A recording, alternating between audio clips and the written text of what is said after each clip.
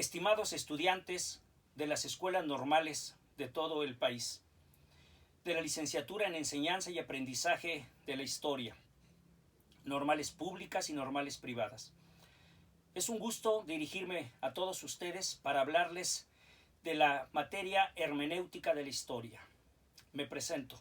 Soy José Martín Hurtado Gálvez, de la Centenaria y Benemérita Escuela Normal del Estado de Querétaro, Andrés Valvanera, jubilado de la Escuela Normal Superior de Querétaro.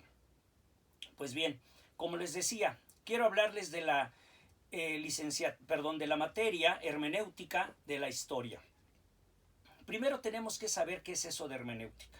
Bueno, hermenéutica viene de Hermes, que significa, digamos, algo que es secreto, que es oculto, que no se sabe muy bien qué es. Y luego néutica viene del griego nautes, que significa viajero.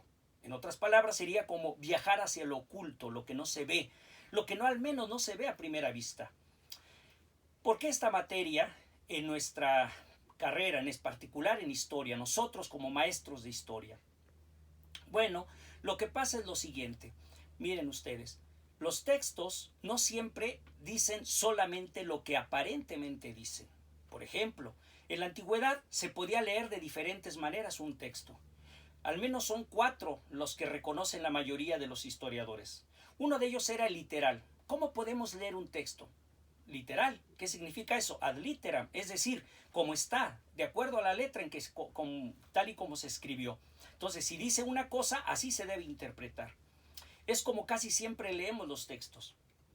Hay una segunda manera de leer un texto y que tiene que ver con esto de cómo leer el texto, la hermenéutica, y que es el sentido simbólico.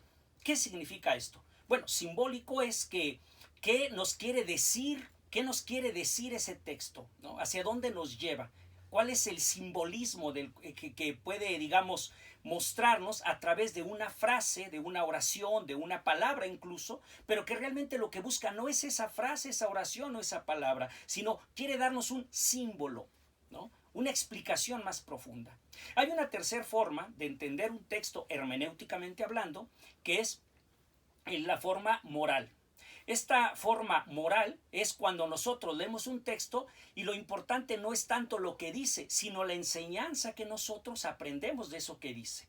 De tal manera que un texto, digamos, leído desde una hermenéutica moral, significa que lo que importa es con lo que yo me quedo, la enseñanza para mi propia forma de vida. Tiene que ver con los valores, en pocas palabras. Los valores jurídico-morales, o valores morales, como también nada más se les conoce. Hay una cuarta forma de leer esta, digamos, desde la hermenéutica, y es la anagógica. ¿Cuál es la anagógica? Bueno, miren, ana significa, puede ser, digamos, tiene varios significados este prefijo en griego, que luego va a pasar igual al latín, pero significa en este caso por encima o arriba de, ¿no? Y luego lo que sigue, ago, significa conducir. Entonces, cuando nosotros decimos anagógico, es decir, que nos conducen para ir a un lugar más alto. ¿Cuál es este? Bueno, tómense en cuenta que los textos de la antigüedad se leían con una intencionalidad de poder llegar a otros mundos. En este caso vamos a pensar a una vida ultraterrena. Después de la muerte, la creencia en una vida posterior. Estas 4 formas son las que se acostumbraba a leer, digamos, los textos en la antigüedad, tanto como los hebreos, los griegos, los latinos, es decir, los romanos y otros pueblos más de la antigüedad. Entonces, fíjense que un texto no nada más se lee lo que dice, sino también mucho más de lo que dice. Ahora, en esta época, me voy a pasar ya a esta época, tenemos también otras maneras hermenéuticas de leer un texto. Básicamente tenemos 3. La primera es el positivismo o una hermenéutica positivista. ¿Cuál es esta? Bueno, viene desde, como ustedes deben ya haber estudiado, a Otto von Ranke, ¿no? ¿Qué dice Ranke en siglo XIX, en Alemania? Dice que, bueno, que los textos de historia sí son científicos, pero que el historiador o el lector no tiene que aportar nada. Se lee el texto tal y como está y no se le quita, se le aumenta ni una coma. Es decir, así como está, es exactamente como se debe leer. Ese es un sentido positivista. Fíjense ustedes que aquí de lo que se habla es del objetivo, del objeto. Después, ya estamos hablando de mediados del siglo XX, poco antes de mediados del siglo XX, surge una corriente que es, bueno, tiene que ver con el lado opuesto. va a ser el presentismo, que también le conocemos como historicismo. ¿Qué nos dice esta corriente? Que lo que importa es con qué se quedó el lector. Por eso decimos, ¿yo con qué me quedo? Esa es una mirada hermenéuticamente hablando, precisamente de cómo se lee el texto, ¿no? Es el otro lado. Fíjense, lo que importaba en el primero es el objeto, es decir, el texto. En este caso, lo que importa, ¿qué es? Bueno, lo que importa es el sujeto, por eso es subjetivista. Subjecto, sujeto, sujeto. Bueno, hay una tercera que es la mirada hermenéutica analógica barroca, que ahora ya nada más se le dice hermenéutica analógica, que sobre todo el quien la promueve es el doctor Mauricio Beuchot, ¿no? De la UNAM, aquí en nuestro país. Y bueno, su mirada, su propuesta es la siguiente. ¿Tenemos que tomar en cuenta lo que dice la parte objetiva, el texto? Sí, pero también tenemos que ver con qué nos quedamos nosotros. ¿Cuál es nuestra reflexión? Acá sería análisis, acá reflexión, para el último hacer también una crítica, una reflexión crítica. Todas estas que les estoy diciendo, estimados estudiantes, son miradas hermenéuticas, es la forma de interpretar el texto. Fíjense ustedes entonces que no es nada más leer un texto histórico. Cuando nosotros hablamos de un texto histórico, tenemos que tomar en consideración, entonces, no nada más lo que está escrito, sino con qué lenguaje se escribió. Es decir, cuáles son los términos que utilizó el autor. 2. Tenemos que tomar también en cuenta el contexto. Piénsese al respecto que todo texto tiene sentido sí, solo sí, dentro de un contexto, que a su vez es el producto de un pretexto y nos va a llevar a un posttexto, pre antes del texto y luego posttexto después del texto. El término texto en latín significa tejido, de tal manera que cuando nosotros leemos un texto debemos entender que fue tejido, metafóricamente hablando, tejido a partir de las idiosincrasias que permeaban en el momento en el que el escritor, el autor, el escritor de historia lo hizo, lo plasmó en su texto, pero también, repito, tenemos que ver otras cosas, como cuáles, a quién va dirigido el texto. Fíjense, el lenguaje que utiliza, los tecnicismos, los términos, por un lado, luego el contexto en el que se escribe, qué circunstancias había. La segunda, la tercera, tendríamos que tomar en cuenta a quién va dirigido, a quién le escribe ese texto.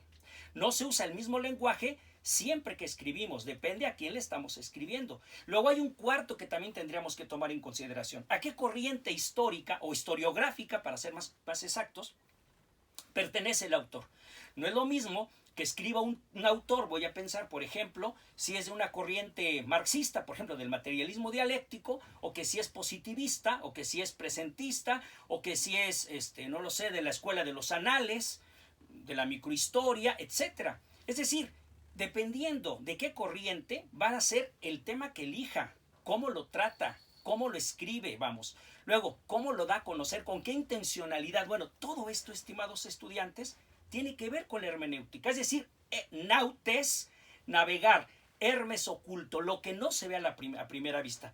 ¿Por qué es importante que ustedes como estudiantes lo conozcan? Porque van a ser, bueno, ya son de hecho profesores de historia, docentes de historia en potencia. Todavía no lo son en acto, pero ya están en potencia, porque ya incluso algunos de ustedes ya están llevando a cabo sus prácticas, en las escuelas secundarias a donde ustedes van a hacerlas, a practicar los conocimientos que aprenden en sus diferentes instituciones.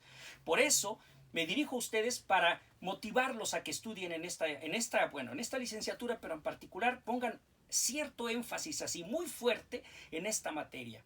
En otros videos les voy a explicar por qué, digamos, tiene que ver no nada más con la materia en sí, sino incluso con su propia titulación. Eso, repito, lo diré en otros videos.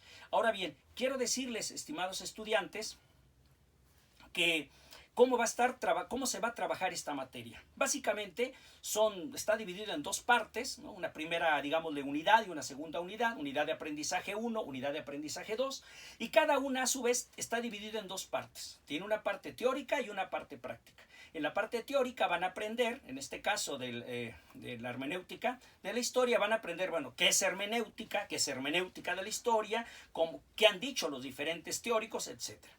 En la segunda práctica ustedes tendrán que escribir un texto. ¿Cuál es este texto? Bueno, miren, tienen que escribir al final del curso 15 cuartillas.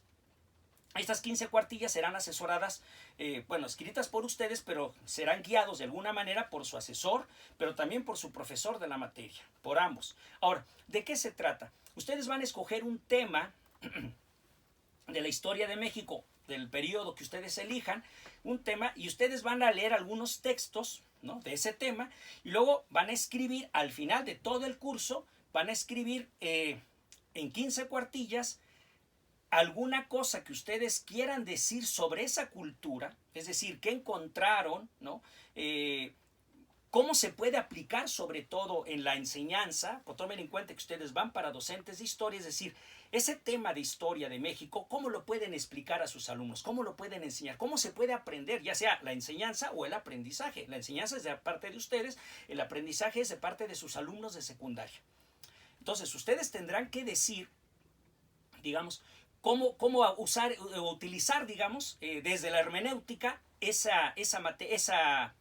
tema en sus clases. ¿Cómo lo pueden aprender sus alumnos? Pero, entonces, ¿qué significa esto? Que para poder llegar a estas 15 cuartillas, ustedes debieron haber trabajado primeramente que es hermenéutica y haber hecho algunos trabajos o algunos textos con sus propios compañeros en la normal, ¿no? Y luego también con sus prácticas con sus alumnos para ver cómo se trabaja esto, ¿no?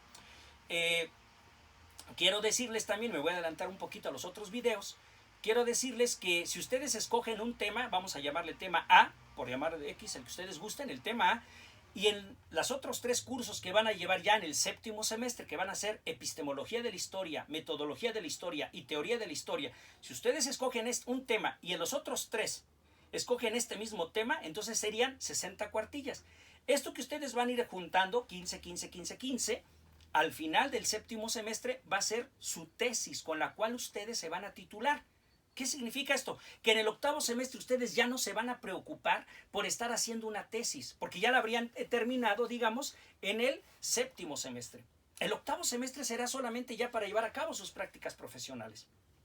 Entonces esto es importante porque lo que hagan ahorita es parte de su tesis. Ahora, pero si no quieren escoger el mismo tema, pueden escoger en esta materia uno, en epistemología otro, en teoría de la historia otro y en metodología de la historia otro. Bueno, es válido. Nada más que entonces no sería tesis, ¿no? Sería un portafolio de evidencias en el cual ustedes estarían mostrando 15 cuartillas en cada una de estas 4 materias con diferentes temas. Nada más que aquí estas 15 cuartillas van a ser subrayo desde la hermenéutica. Es decir, ¿a qué le vamos a poner atención? Al objeto de estudio. ¿Y cuál es ese objeto de estudio? Los textos históricos. ¿Pero cómo los vamos a leer? Repito, desde diferentes interpretaciones hermenéuticas. Van a aprender ustedes a hacer eso. El docente de historia no nada más sabe lo que pasó. Eso sería cronología y eso es muy vago y muy simple, digamos, para un profesor, un docente de historia. Ustedes tienen que subir el nivel porque son docentes de historia y se están formando en altísimas instituciones de nuestro país. Nada más y nada menos que las normales están encaminadas, fíjense ustedes, a preparar a los maestros que a su vez van a preparar al futuro de nuestro país, a estos jóvenes de secundaria. El gobierno, la patria, la nación, y no me refiero a este gobierno sino en general, todos desde que empezaron las normales, ha puesto el ojo en nosotros, en ustedes estudiantes de historia, para que vayan construyendo y a su vez ayuden a hacer lo mismo con sus alumnos de secundaria. Construyan ¿qué cosa? Un pensamiento crítico, pero un pensamiento crítico desde la historia, y le llamamos pensamiento histórico. Pero también tienen que construir una conciencia histórica. E irán viendo qué es eso de conciencia histórica. No tiene que ver con la conciencia desde la psicología, no. Esto es conciencia histórica. Y también tiene que aprender a verse como sujetos históricos, es decir, como actores, no nada más como espectadores o meros reproductores de un tema. No va por ahí el asunto. Ustedes tienen un altísimo compromiso por ser docentes de historia. Nuestra área, nuestra especialidad, todas son muy importantes y muy necesarias, lo sé, pero la nuestra en particular tiene una cuestión, digamos, desde la formación del sujeto como pensante, como un sujeto crítico a partir de él y su entorno con la realidad. Por eso es importante la historia. Pero bueno, y por muchas cosas más. Entonces, no me queda más que felicitarlos por estar ahora en este 6º semestre, desearles el mejor de los éxitos. A los maestros, bueno, sé que me dirigí primeramente a ustedes, pero también mis queridos colegas, docentes de historia de todas las normales del país, les mando un fuerte abrazo y los encomio para que pongan el mejor de sus ánimos en la materia. Más adelante les haremos llegar también un material para que les sirvan estas 4 materias. Hermenéutica de la historia, epistemología de la historia, teoría de la historia y metodología de la historia. Muy bien, pues muchas gracias y nos vemos en el siguiente video. Hasta luego.